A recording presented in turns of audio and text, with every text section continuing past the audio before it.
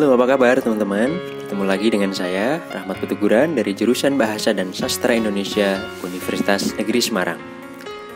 Ada satu pertanyaan yang sering sekali muncul dalam diskusi di kelas-kelas bahasa Indonesia yang saya ampu.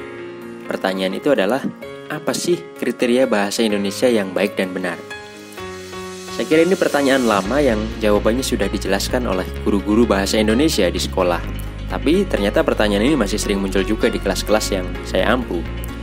Nah, untuk menjawab pertanyaan itu, di kesempatan ini saya akan coba uraikan kriteria bahasa Indonesia yang baik dan benar. Tapi sebelum kita bahas kriteria itu, kita harus pahami dulu perbedaan antara bahasa Indonesia yang baik dengan bahasa Indonesia yang benar. Dan mana yang lebih utama, bahasa yang baik atau bahasa yang benar? Nah, teman-teman sekalian, perbedaan antara bahasa Indonesia yang baik dan benar terletak pada alat ukurnya. Bahasa Indonesia yang baik diukur oleh derajat komunikatifnya. Oleh karena itu, bahasa Indonesia yang baik sangat ditentukan oleh konteks sosial dan budaya tempat bahasa itu digunakan.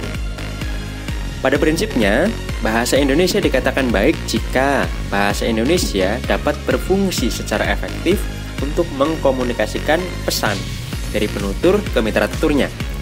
Agar pesan tersebut sampai, seorang penutur perlu menyesuaikan diri dengan konteks sosial dan konteks budaya tempatnya berbicara atau menulis.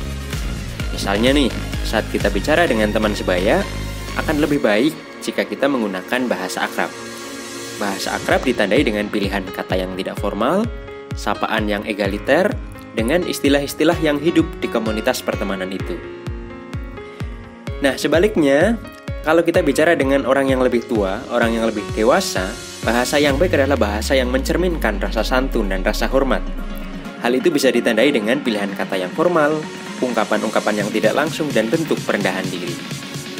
Nah, karena bahasa yang baik sangat bergantung dengan konteks situasi, baik buruknya bahasa selalu bersifat relatif. Bahasa Indonesia yang baik di satu daerah belum tentu baik di wilayah yang lain. Bahasa Indonesia yang baik di satu kelompok sosial juga belum tentu baik di kelompok sosial yang lain.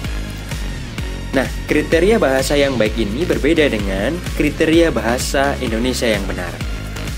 Bahasa Indonesia yang benar adalah bahasa Indonesia yang digunakan sesuai dengan kaidah kebahasaan formal. Maka ukuran kebenarannya adalah aturan tertulis yang mengatur penggunaan bahasa Indonesia itu.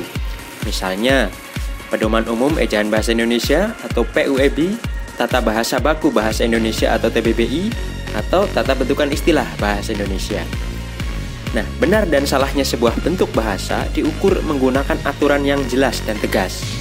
Karena alat ukurnya adalah aturan yang tegas, maka bahasa yang benar bersifat mutlak, universal di seluruh wilayah yang mengakui keberadaan aturan tersebut.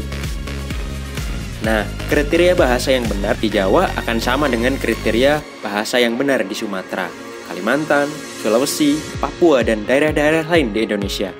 Kriteria bahasa yang benar di sekolah juga sama dengan kriteria yang di kampus, di kampung, dan tempat-tempat lain.